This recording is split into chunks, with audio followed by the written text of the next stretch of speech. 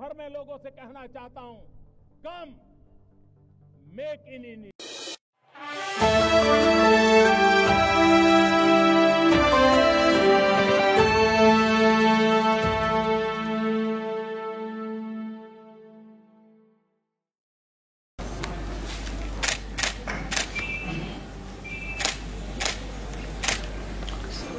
Distinguished guests, ladies and gentlemen, it is my pleasure and honor to be here this afternoon in your good company to share some of my experiences with you. आप सबका बहुत बहुत धन्यवाद। मुझे बहुत खुशी हो रही है कि आज शाम को मैं आपके साथ हूँ। इसके लिए डॉक्टर विजय जोली को धन्यवाद देना चाहता हूँ, दिल्ली स्टडी ग्रुप को धन्यवाद देना चाहता हूँ और हमारे साथ बहुत सम्मानित लोग जिनका परिचय आपको दे चुका है विजय जोली जी, इसलिए मैं उसको दोहराऊंगा नहीं क्योंकि और समय लगेगा उसमें, लेकिन I feel greatly honoured to be in this company of distinguished people. इसमें खास करके मेरी बेटी कुमारी वर्षा। पिछले बार मैं दिल्ली में था तो 7 वर्ष हो गए, 7 years ago.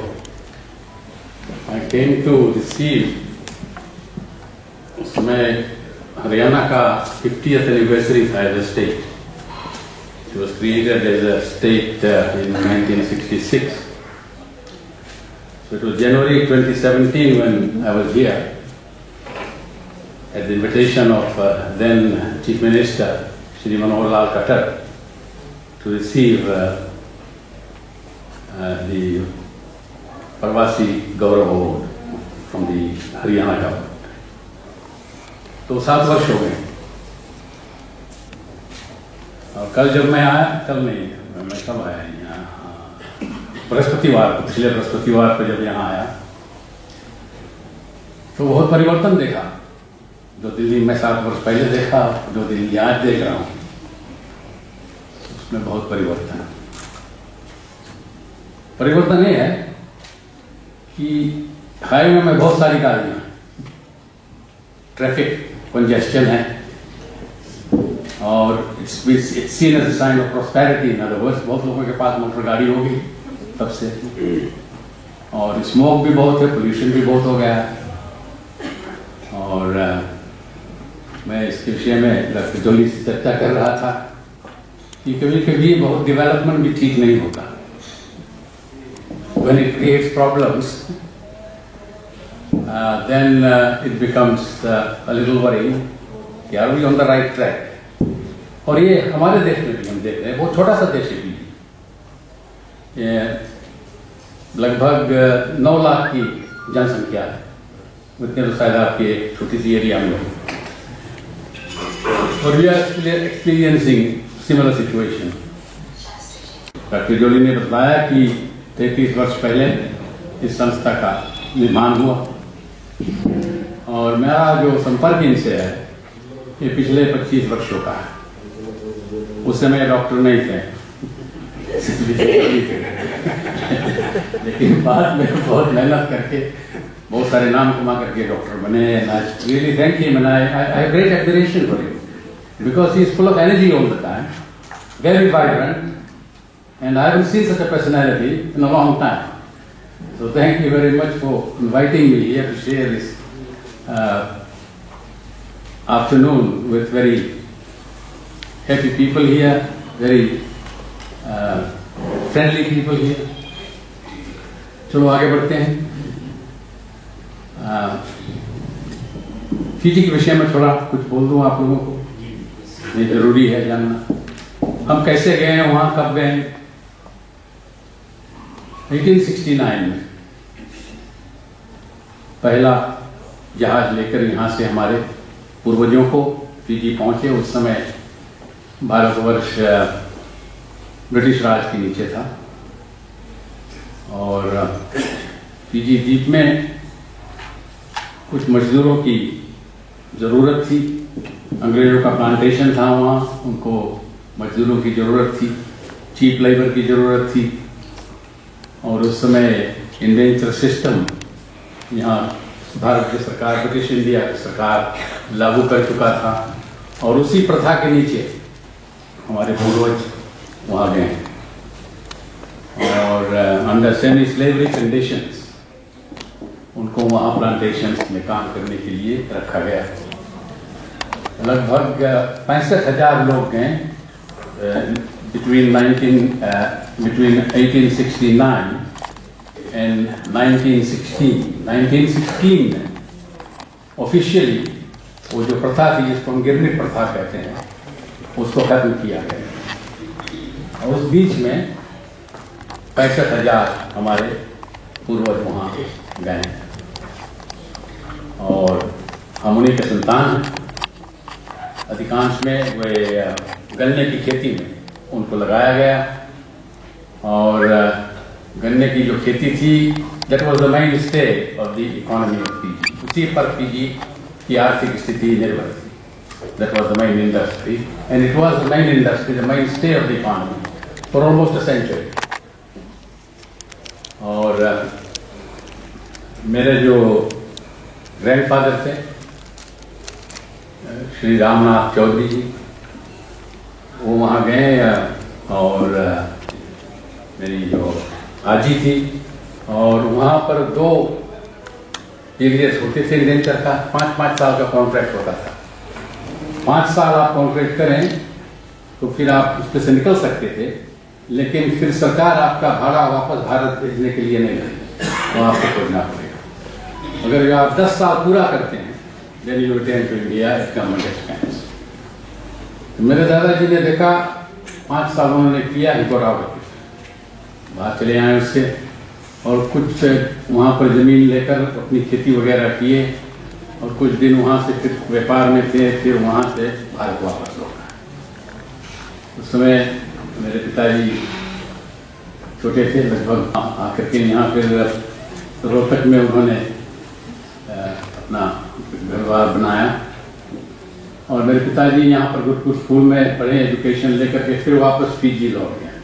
वहाँ उनका बड़ा भाई था, वो नहीं लौट के आए थे मेरे आजादी के साथ। तो इस तरह से हम वहाँ हैं, और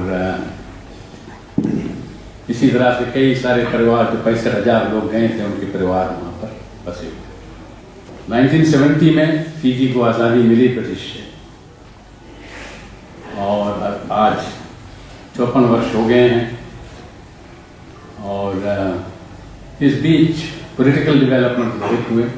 पहले 17 वर्ष था चुनाव के आज़ादी के बाद, 17 years आफ्टर इंडिपेंडेंस, तो पहला कू हुआ। पहला कू हुआ जहाँ की हमारी सरकार थी, लेबर पार्टी का मैं अध्यक्ष हूँ। लोगों ने लेबर पार्टी का निर्माण किया था 1985 में, और वो पार्टी चुनाव जीती थी 1987 में, सरकार बनाया हमने, और सिर्फ एक ही महीना में उस सरकार को पद से हटा दिया गया था मिलिट्री कू द्वारा। उस समय मेजर जनरल रबुका ने कू किया था, और उसके बाद 5 वर्षों तक हमारा संघर्ष था कि फिर से हम डेमोक्रेसी पर लौटे, और कई मुसीबतों का सामना करना पड़ा भारत से मूल के लोगों के लिए। बहुत सारी डिस्क्रिमिनेशन था, मिलिट्री रूल था, हर तरह से हमारे ऊपर निगरानी रखी जाती थी, और इंटरनेशनल प्रेशर के बाद बहुत सारे संग्राम बचे, तब जाकर के फिर एक कॉन्स्टिट्यूशन बना, और उसके नीचे इलेक्शन वगैरह हुआ। लेकिन वो जो संविधान बना था, it was not a democratic constitution. उसके नीचे भारतीय मूल के लोगों को परमानेंट ऑपोजिशन में डाल दिया गया था। Although they were numerically more than the natives, they were still under the constitution given only 27 seats in parliament, as opposed to the natives who were given 37 seats. So the Indians were reduced virtually to permanent opposition. We had to struggle against this constitution again, and internationally and all that. And after a long time, 7 years later, we had a negotiated constitution. दो पार्टियां मिलकर एक negotiated constitution का निर्माण हुआ, और उसके नीचे फिर 1999 में चुनाव हुआ। उस चुनाव को फिर हम जीते, Labour Party was victorious in that election, and I became Prime Minister with a very huge mandate, because it was a coalition of a number of parties, but the Labour Party itself had the majority to rule on its own. Nonetheless, we invited other parties to join us so that we would have a representative government. And this government lasted for 1 year. Then again there was a coup. Although they claimed it was a civilian coup, it was not actually. It was no civilian coup would succeed without guns and things. And the guns were only with the military. So they were assisted by the military. And this is the kind of discrimination that the Indians have faced in Fiji. Whenever you're able to win an election, a democratic election, and get into power through the mandate of the people, you are removed by the military. And I was held hostage with my government, ministers and other members of parliament by the military in parliament for 8 weeks, for 2 months, while negotiations were taking place to release us. And during this period, there was widespread violence against Indians. State-sponsored violence, the security forces were not doing anything to prevent this kind of atrocities that were committed during this period. And half the city of Suva was burned down. Suva is the capital of Fiji, capital city, where mainly Indian businesses are established and all that. And a number of buildings were razed and all that. So it was a very, very sad and very tragic event in the history of our country.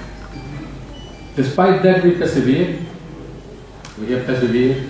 We have stood firm on democratic principles and to uphold the rights and the citizenship rights of the people of Indian origin. And indeed, as a party, we believe in multiracialism, multiculturalism, and religious freedom, a secular state. It has been a long struggle, but what these coups have done in the last 54 years, or 40 years actually, there was another coup in 2006. So we've had 4 coups since independence. And each time a coup takes place, it sets the country back about 10-15 years by the time we get back to stability. This terrace, there's a lot of economic damage done to the country. A lot of our people left. They left the country. They wanted a secure life, and so the nation has suffered a lot in terms of loss of skill and investment and all this. We have the same problem today. We are still a developing country. We could have been way ahead, but because of these coups, we are, we're still in the lower income. We're still a lower income country. But the battle for justice, democracy, and equality goes on. After a long time, the government has now commissioned a Truth and Reconciliation Commission. The purpose of this Truth and Reconciliation Commission is to unite the nation, to dig deep into the mistakes of the past, what happened, who are responsible, how can that be set right, and to give restorative justice to the victims of those coups. Now, this is just, the bill has just been presented to Parliament on this. We are hoping that this process will lead to unifying the nation and bringing the races together. So that, in a brief way, is the political situation in Fiji. It has been a long struggle. It's still continuing. At one stage, we were 51% of the population. We are reduced today to around 33%. And so that's what it is. If you have any questions on this later on, you can ask me, and I'm very happy to answer those. But we have not given up the will. we are there. So long as we are there, we will continue to uphold equal citizenry. We will continue to protect and promote the rights of the minorities, and hopefully we will receive support through study groups like the Delhi Study Group and other NGOs. The government of India has been very supportive. It has got a very active mission in Fiji, High Commission, India and Fiji, and we are in constant touch with them. Yes, we are getting support from the government, which is also giving assistance to the Fijian government in technical areas and in the field of education and medicine. That is all I have in terms of the political situation in Fiji. I thank you for your patience in listening to me. One other thing I wanted to share with you, which I talked to Vijay Ji, I think two days ago, was this thing I've been asking myself for some time when I first came to India. I noticed that your day begins here at about 10. We come from a place where the day begins. Actually, the day begins right in the middle of the earth, just above the equator. So I was asking, if we start work at 8, so I was asking Vijay, why is it that in India you start work at 10? Don't you think you are losing productive time? And I looked at other places. In Singapore, they start work at 8. In Malaysia at 8. And I was surprised that in Pakistan also they start work at 8. That's what Google tells me. So I asked him whether this has exercised the minds of the government here, that they need to start the day earlier. I think this is a British tradition left behind by the British, who wanted to have a very late wake up and then go to work about 10 or so and then knock off early. In my view, this needs to be looked at. Because we talk about productivity, India is advancing fast. And I think this is something which needs to be examined by the government as to whether they need to do something about this so that they catch up to the neighbors who start the day a couple of hours earlier. That's just some thought for you and for Vijay to take up with the government, and then let me know how the discussions are progressing. I thank you so much for your patience. It's been wonderful being here with you all, and I look forward to mingling with you after the meeting.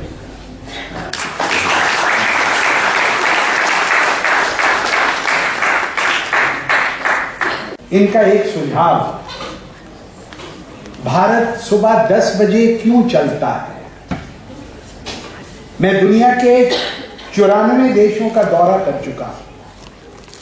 हर देश के लोग 7 बजे सुबह घर से cycle लेकर, scooter लेकर, car लेकर अपने काम के लिए निकल जाते हैं और 8 बजे देश का चौकीदार भी, देश का मंत्री भी और देश का प्रधानमंत्री भी, दुकान खोलने वाला भी, नौकरी करने वाला भी 8 बजे सुबह अपना दिन शुरू करता है। आदरणीय महेंद्र चौधरी जी ने जो 2 दिन पहले मेरे समक्ष ये बात रखी, I can only assure you, Honorable ex-Prime Minister of Fiji, Mr. Mahendra Chaudhary, we will take up this issue at the highest level with the Government of India कि हम क्यों ना सुबह 8 बजे काम शुरू करें और 5 बजे ऑफिस को बंद कर दें और उसके बाद चैन की नींद सोएं और प्रोग्रेसिव भारत को, डेवलपिंग भारत को, मेड इन इंडिया भारत को एक नई गति देने की कोशिश करें। अगर आप मेरे सुझाव से और इनके सुझाव से एकमत हैं तो हाथ खड़े कर आप उसका अनुमोदन करें और हम आप सबका स्वागत करते हैं। Sir, this is what the esteemed gathering of the daily study group has decided.